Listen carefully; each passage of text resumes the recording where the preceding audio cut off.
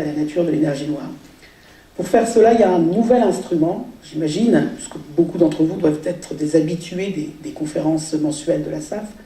que vous avez beaucoup entendu parler d'instruments comme des télescopes, des satellites, qui jouent un rôle essentiel dans notre compréhension, ou tout au moins dans notre connaissance de l'univers. Ici, je vais vous parler d'un autre instrument, et je crois important d'y insister, et je le ferai au cours de mon exposé, qui joue aussi un rôle essentiel dans notre compréhension, dans notre connaissance profonde de l'univers, qui est le moyen de calculer les prédictions, d'utiliser un moyen absolument nécessaire, parce qu'on ne sait pas faire autrement. La physique qui nous intéresse pour ces problématiques est si complexe, si compliquée, que déduire les solutions qu'on appelle analytiques, avec un papier et un stylo, sont la plupart des cas impossibles. Et donc on utilise un ordinateur pour résoudre un certain nombre d'équations couplées, pour résoudre cette dynamique, ces problèmes qui nous intéressent. Et là, l'ordinateur et une utilisation poussée, sophistiquée, extrême de l'ordinateur est à la hauteur du problème qu'on se pose, qui est donc la nature de l'univers, nécessaire. Et donc c'est important de savoir le rôle aussi que joue cet instrument dans cette problématique. Je ne sais pas quelle est la tradition, si on prévoit que le conférencier parle et qu'à la fin simplement on pose des questions, mais moi je ne suis pas gêné du tout, si vous voulez, bon, dans la mesure de permettre quand même un propos qui me permet de terminer mon propos. Enlever la bouteille. Oui. D'être interrompu par une question, une précision. Parce que, de mon point de vue, le rapport qui doit exister, tout ceci est évidemment source de débat, mais entre la recherche qui se fait, la recherche la plus active, et un public pas directement impliqué dans cette recherche, mais profondément intéressé à cette recherche, exige de présenter la recherche de façon assez aboutie. J'utilise le terme, une vulgarisation qui serait trop simpliste ne me paraît pas une bonne chose. La recherche scientifique est quelque chose qui est en progrès, qui est constamment en progrès, qui tend à essayer de rendre, en l'occurrence sur cette thématique, l'univers le plus intelligible possible. L'intelligibilité de l'univers nécessite quelquefois une technicité inévitable. Donc, prétendre qu'on peut expliquer sérieusement et de façon, surtout ça me paraît important, honnête, ce qui se fait en recherche scientifique sans faire appel à des questions un petit peu techniques, ça ne me paraît pas possible. C'est pour ça que j'ai choisi, mais ne partez pas tout de suite, quelquefois d'être un petit peu technique. Et c'est pour ça que je vous invite, si ça vous paraît trop technique, ou disons de façon superflue, ne vous arrêtez pas tout de suite à une difficulté technique, de m'interrompre, et je crois alors nécessaire, pour le conférencier, en l'occurrence moi ce soir, d'essayer d'expliquer ces aspects techniques pour vraiment voir de quoi il s'agit, qu'est-ce qu'on montre, qu'est-ce qu'on démontre, qu'est-ce qu'on comprend, qu'est-ce qu'on ne comprend pas, quelles sont les nouvelles questions, quels sont éventuellement les éléments de réponse. Donc, rentrons un peu plus dans le vif du sujet et intéressons-nous donc à notre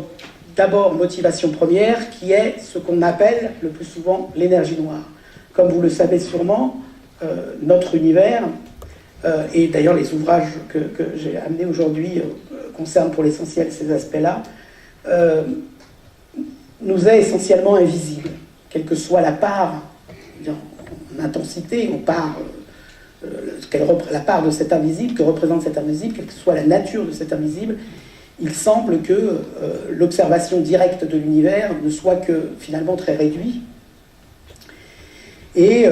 essentiellement deux composantes constituent cet invisible, qu'on appelle la matière noire et l'énergie noire. On va avoir l'occasion de revenir là-dessus de façon répétée. Et la question, c'est d'essayer de comprendre qu'est-ce que c'est que cette énergie noire. En fait, le terme énergie noire est un peu trompeur parce que déjà on le qualifie d'une énergie, donc on pense obligatoirement à un substrat, à un contenu effectif, pour expliquer le vrai phénomène qui pose question, qui est l'accélération de l'expansion de notre univers. On va revenir à nouveau sur ces notions.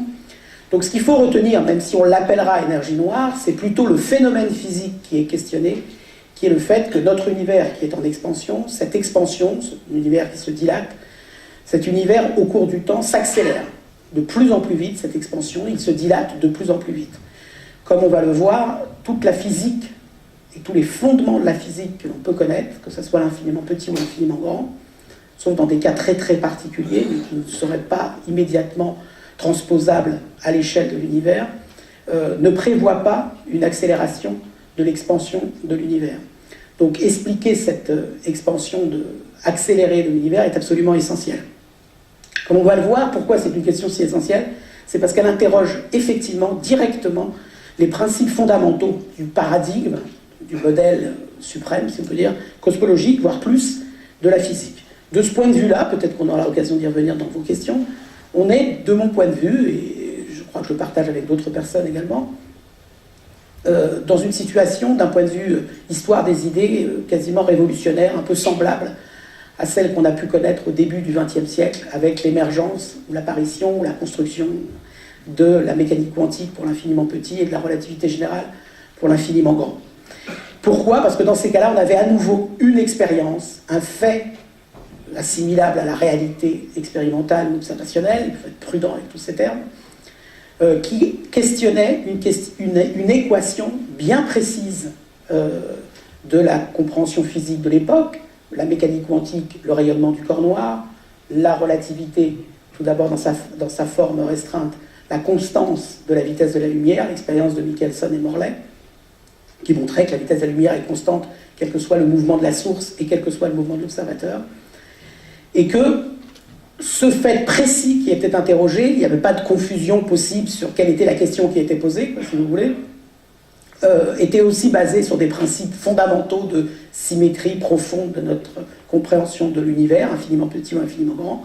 et que le seul moyen de s'en sortir qu'on a réussi à trouver, c'est de remettre en cause notre conception de l'infiniment petit et de l'infiniment grand. Mon sentiment, même si on n'en est pas encore là, c'est qu'on est dans une situation assez semblable, on va le voir, on interroge une équation bien précise dont on peut remonter, suivre la trace. La traçabilité, c'est une notion très à la mode aujourd'hui dans des contextes très différents, mais dont on peut tout à fait remonter la trace sur les principes premiers et voir en fait comment, pour expliquer un effet différent de ce que prédit cette équation qui est interrogée, en l'occurrence, comme on va le voir, une équation bien précise que prennent les formes des équations d'Einstein, les principes qui vont être mis en cause. Donc c'est pour ça que dans un premier temps, nous discuterons ces principes fondamentaux et nous verrons comment, soit par une explication de l'infiniment petit, soit par une explication plutôt concernant l'infiniment grand, la solution à la nature de l'énergie noire ou à l'origine de l'expansion accélérée de l'univers pourra être trouvée. Évidemment, pour savoir de quoi on parle, il faudra aussi discuter les quelques résultats observationnels qui ont amené à penser à cette accélération de l'univers qui ont conduit, vous le savez, non pas cette année, où le prix Nobel a été attribué à un grand chercheur français sur des aspects plutôt mécaniques quantiques, disons, mais en 2011, qui a été attribué à 2 équipes américaines qui avaient mis en évidence cette accélération de l'expansion de l'univers.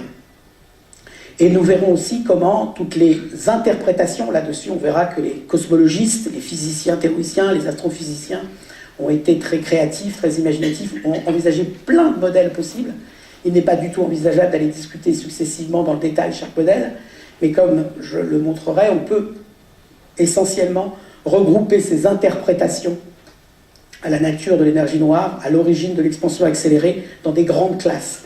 Et que les schémas ensuite, pour tester, pour mieux comprendre ces grandes classes, peuvent être réalisés. Et c'est ce que nous avons fait en croisant le problème donc, de l'énergie noire avec le problème de la structuration de l'univers. Donc nous verrons qu'est-ce que signifie pour le scientifique moderne, pour le cosmologiste moderne, de structurer l'univers, comment on procède d'un point de vue conceptuel, d'un point de vue physique, fondamental, et comment on procède d'un point de vue numérique, à travers un ordinateur, et ce que cela donne, et comment, sur les résultats qu'on obtient, on est capable, jusqu'à un certain point. Je vous rassure, ou je vous inquiète, je ne sais pas, la solution n'est pas encore trouvée, mais on peut peut-être commencer à énoncer quelques éléments de réponse, quelques grandes directions dans lesquelles il faut aller voir pour trouver la réponse plus convaincante sur la nature de l'énergie noire. Donc c'est une des remarques que je fais ensuite. Pourquoi et comment simuler tout l'univers? Parce qu'effectivement, Lorsqu'on croise ces deux problèmes, le fait de pouvoir simuler non pas une petite fraction de l'univers, comme ça a été fait et comme c'est fait par de nombreuses équipes, mais de simuler un volume suffisamment grand, et en fait le volume le plus grand auquel on puisse accéder, qui est tout l'univers observable. Qu'est-ce que signifie l'univers observable d'ailleurs? Et pourquoi c'est utile de simuler tout l'univers observable? Nous illustrerons de façon abondante, si je puis dire, les résultats de nos simulations, et j'en profite d'ailleurs pour remercier, parce qu'il est dans la salle, Jean Padelou, qui est un ingénieur qui travaille en partie avec nous, et qui nous a permis de réaliser ces animations vidéo que je vous montrerai tout à l'heure, et éventuellement, ça dépendra de l'ambiance, si je puis dire, de voir au-delà de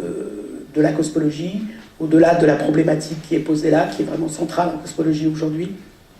de voir quelles leçons tout ceci implique, en tout cas à travers l'expérience DEUS, donc de simulation de tout l'univers observable.